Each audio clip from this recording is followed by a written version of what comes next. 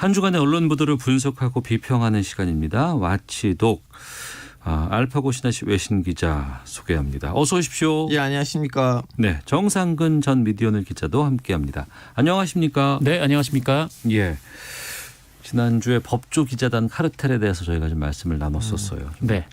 놀랬기도 했고 좀 어떻게 이럴 수가 있냐 이런 생각도 좀 들었었는데 오늘은 언론과 학벌 이러한 주제로 좀 말씀을 나눠보려고 합니다. 두 분은 우리 사회에서 학벌이 지금도 좀 상당한 어떤 영향력을 행사한다고 보세요? 알파고 기자는 어떻게 생각하세요? 그거는 가능해요. 그래요? 왜냐하면 그 이제 언론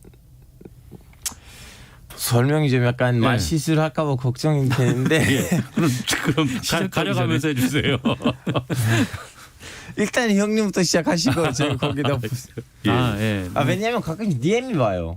저한테. DM? 예. 문자가 온다고요? 예. 알파고 씨 이번 주 금요일에 제가 들었는데 이때까지 항상 사랑하면서 들었는데 이번 주 이런 발언 때문에 실망했네요. 방송 듣고서 예. 예. 저도 예 죄송합니다 하고 넘어갔는데 그래서 저는 약간 형을 좀 보고 왜 여기서 말하는 게 상당히 여기저기서 뭐라고 예 사람들 제가 생각하는 거 다르게 너무 많이 듣고 있더라고요. 아 그래요? 예. 생각하는 거와 다르게 많이 듣고 있다는 표현은 좀 그것도 또 잘못했네요. 많이 들으시 좋은 프로그램이니까요. 네. 예. 근데 학벌 얘기 다시 좀 돌아오면 좀 많이 없어졌다고는 하는데 뭐 사실 기자 사회에서는 좀 그렇지는 않은 것 같아요. 그러니까 네. 뭐 카르텔이라고까지 뭐 하기에는 좀 그렇지만 근데 뭐 특정 대학교 뭐 요새는 이제 뭐 특정 고등학교까지 그러니까 이른바 뭐 서로 끌어주고 좀 밀어주는 그런 문화가 또 없지 않아 있고 사실 좀 뭐라 그럴까요? 하여튼 사회 곳곳 우리 사회 곳곳에 좀 그 특정 학교에 있는 분들이 좀 고위직에 좀 많이 계시다 보니까 네. 아무래도 좀 취재원을 접촉하는 방식이라든지 좀 그런 면에 있어서 좀 기자들이 뭐 그 특정 학교를 나오면 좀 유리한 측면은 있죠. 그러니까 모르는 사람이긴 하지만 내가 기자이고 누군가를 접촉을 하려고 했을 때 그 사람이 내 모교에서 내 동문이면 저 몇 개 누굽니다. 뭐 이런 식으로 얘기 접근하기도 좋고 이런 거 말씀하시는 그렇죠. 건가요? 네. 그러니까 전화번호 하나를 그러니까 취재를 위해서 누구의 전화번호를 좀 확보를 해야 되는데 좀 이 사람 저 사람 막 거쳐가면서 굉장히 좀 여러 방면으로 알아보는데 그 특정 학교에 있는 분들은 그냥 한 달 정도만 건너면 바로 또 알아볼 수 있는 좀 소소하게는 좀 그런 경우들도 좀 있고. 저도 지금 이제 주제의 주제의 주인공인 대학교 출신이다 보니까 거기서 석사를 졸업했거든요. 네. 물론 2년제 석사를 8년 만에 졸업을 했지만 10년 넘게 교수 활동을 했어요. 거기서. 네. 그러다 보니까 저도 이제 말을 좀 조심스럽게 해야 되는데 두 가지 면이 있어요. 하나는 결론적으로 언론사들이 주는 월급하고 복지로 봤을 때는 이제 기자 되고 싶은 사람들이 자본주의적인 생각으로 접근했을 때 가고 싶은 언론사가 뻔해요. 그러니까 월급을 하고 복지로 봤을 때. 그러니까 이왕 기자 생활을 하고 기자가 되려고 한다 그러면 조금 메이저 언론사라든가 커다란 곳에 가서 일하고 싶은 욕망은 다 있겠죠. 예. 그러다 보니까 이제 또 시험을 보고 들어가는 거니까 어떻게 보면 특정 대학교는 더 유리하겠죠. 시험 보는 데 있어서. 그건 하나 이거. 그리고 두 번째 뭐냐면 또 오늘 이렇게 우리는 이 주제를 다룬 데 있어서 우리 언급할 필요가 있는지 없는지 모르겠지만 조선일보에 우리는 그동안 항상 정치적인 기사들을 비판을 했지만 외교적인 기사라든가 아니면 전문적인 기사들을 비판한 적이 없잖아요. 우리 거의. 그 조선일보는 다른 분야에 있는 기자들을 육성하는 과정이 너무 까다롭고 예를 들면 국제부에서 그 고용할 기자한테는 영어 말고 플러스 또 하나 외국어를 책임을 져요. 그거 하나는 배워야겠다. 그래서 그러다 보니까 이제 특정난 대학교에서 나온 학생들이 더 쉽게 들어갈 수 있는 거 되는데 근데 저는 또 동시에도 아이러니한 건 뭐냐면 저 서울대학교에서 이제 8년 동안 생활했다고 했잖아요.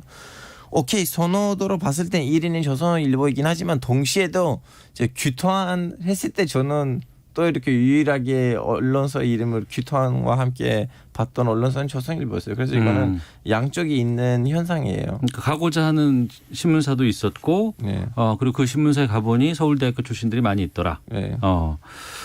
그러니까 저는 글쎄요 한 20여 년 전 저도 이제 KBS 들어올 때만 해도 그때 우리 사회에서는 뭐 좋은 대학 나와야 뭐 좋은 곳에 취직한다더라 이런 것들이 좀 많이 있긴 했었어요. 근데 지금 그건 옛날 얘기고 지금 우리 사회에서 그게 많이 좀 없어지고 희석되고 요즘 누가 동문 찾고 막 이런 거 해요. 안 하는 줄 알았는데 아직도 기자 쪽에서는 좀 남아있다라는 좀 생각이 좀 드나 이렇게 봤는데 네. 성년회 문제예요.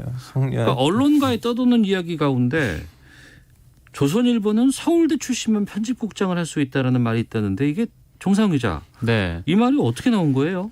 실제로 조사를 해보니까 그렇다라는 거죠. 그러니까 미디어오늘이 1970년대 이후에 조선일보 편집국장들의 학력을 조사를 해보니까 딱 한 명을 제외하고는 모두 다 서울대 출신이었다라는 겁니다. 네. 최근에 임명된 주용중 편집국장 역시 서울대 법대 출신이고요.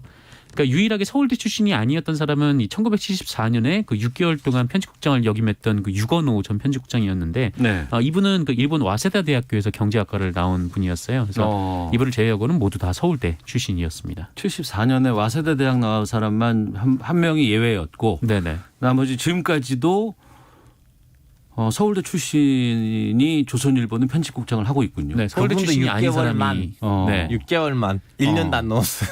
예, 이게 좀 왜 이렇게 두드러질까요? 글쎄요, 뭐 인사권자의 인사 방향인지는 잘 모르겠으나, 근데 어쨌든 뭐 조선일보 자체 아마 서울대 출신의 비중이 좀 굉장히 높을 거예요.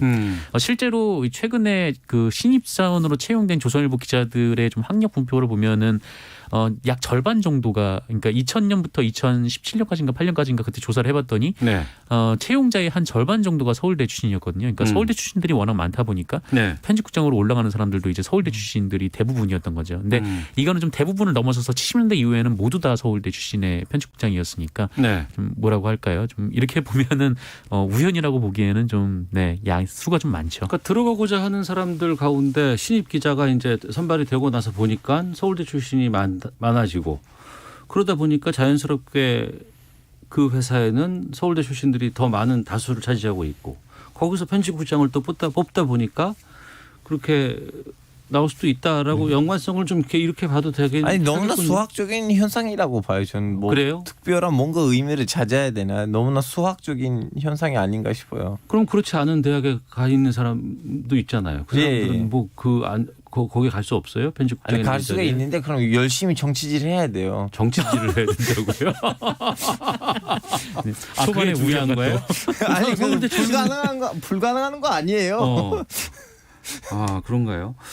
글쎄요. 근데 이렇게 볼 수는 있어요. 그러니까 언론사 시험을 많이 통과한 사람들이 있었고 그것을 비율을 보다 보니까 이제 특정 학교들이 집중돼 있다 이렇게 또 볼 수도 있거든요. 근데 그렇다고 해서 또 그러니까 회사에 특히 언론사에 특정 학교 사람들이 집중적으로 들어가는 것에 대해서는 곱지 않은 시선이 있을 수밖에 없거든요. 어떻게 보십니까, 두 분께서는?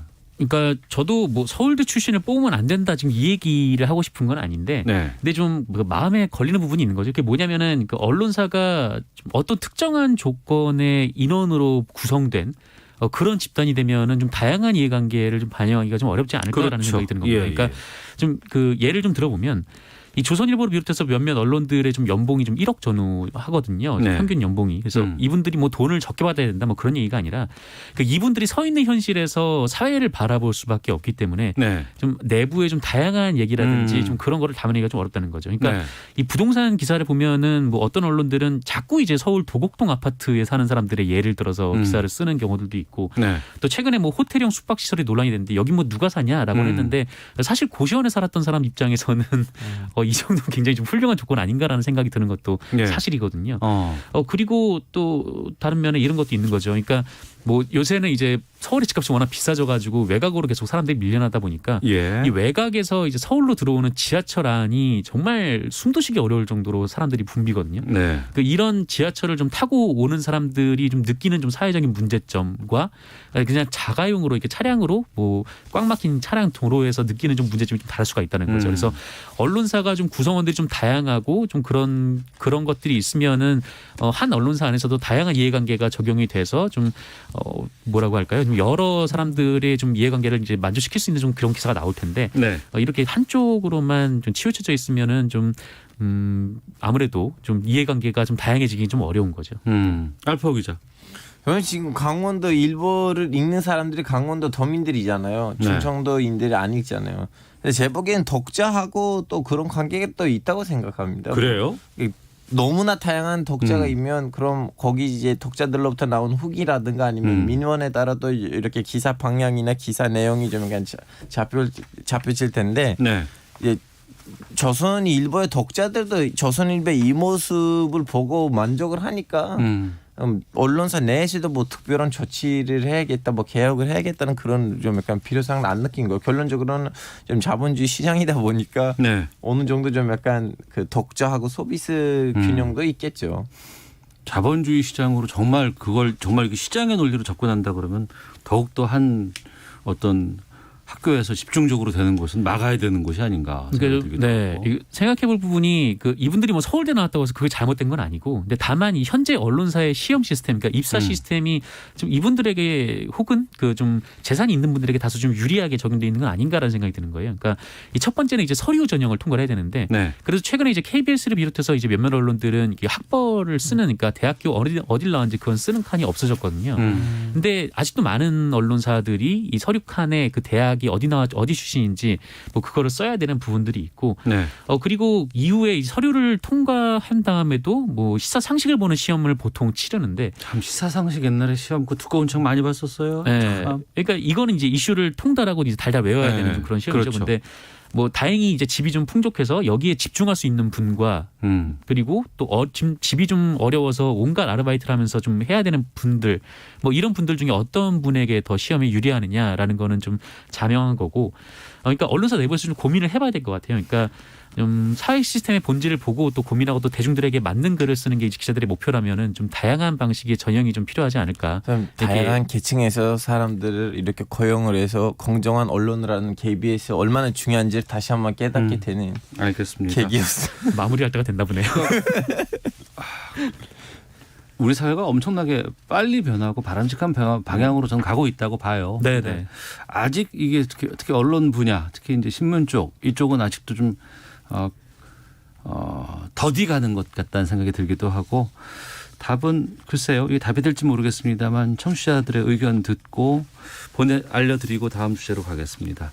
청취자 이중우님께서 조선일보 편집국장이 모두 서울대 출신이었는지 몰랐습니다. 바람직한 현상은 아닌 것 같네요. 제 느낌으로는 공부 잘하는 사람이 일을 다 잘하는 건 아닌 것 같습니다. 라고 말씀 주셨고, 7123님, 언론에만 학벌주의가 있는 게 아니라 대한민국 구석구석이 학벌이 중요해지는 곳이 있나요? 그래서 이렇게 우리 모두 좋은 대학 가려고 피나게 노력하는 건 아닐까요?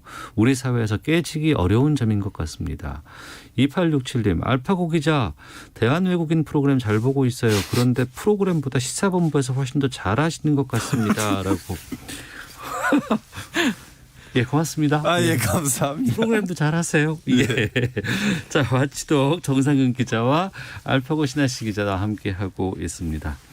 정부 세금 지원받아 운영되고 있는 국가기관 뉴스통신사 연합뉴스가 있습니다.